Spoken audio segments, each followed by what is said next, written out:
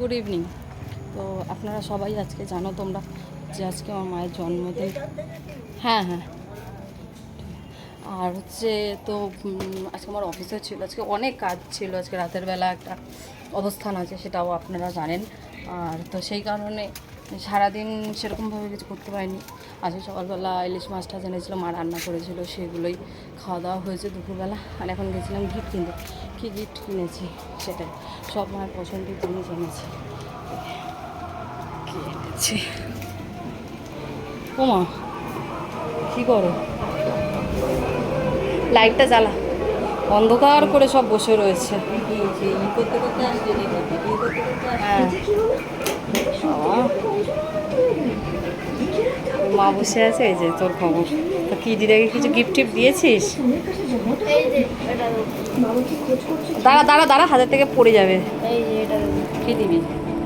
ওই দুটো কিটক্যাট দুটো নয় কিন্তু, ডেয়ারি মিল্কটা। আচ্ছা, এই নাও, এটা তোমার জন্য। ধরো তো, ধরা কেকটা না পরে খুলবো, ঠিক আছে? ওটা ওটা দেখো খুলে কি আছে। ওটা শুধু তোমার জন্যই, তুমি ওটা খাবে। চল, কালকে তো আমরা থাকবো না, 25শে ডিসেম্বর কি 15ই আগস্টের দিন, তাই এটা তুমিই খাবে।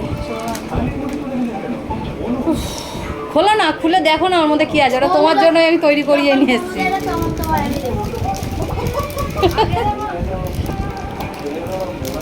মা খারাপ ছিঁড়ি এখন বসে আছে একটু করে, এই চুল টুল কালো করেছে।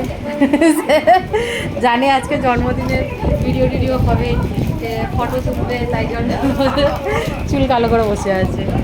আর আমারও আজকে অনেক কাজ আছে, তো সেই জন্য খুব আছে, সারাদিন অনেক ধকল গেছে। এই যে বলছে আমি সেরকমভাবে কিছু শাড়ি জামা কাপড়, জামাই ষষ্ঠী, পুজো, পয়লা বৈশাখ সবেতে দেওয়া মানে তাই উনি যেটা পছন্দ করে আমি জানি এটা ওনার জন্য ক্ষতিকারক, সবাই আমাকে বলবে, তাও আমি জানি উনি যেটা পছন্দ করে ওনার জন্মদিনে আমি সেটাই নিয়ে এসেছি। এই যে খুলছে।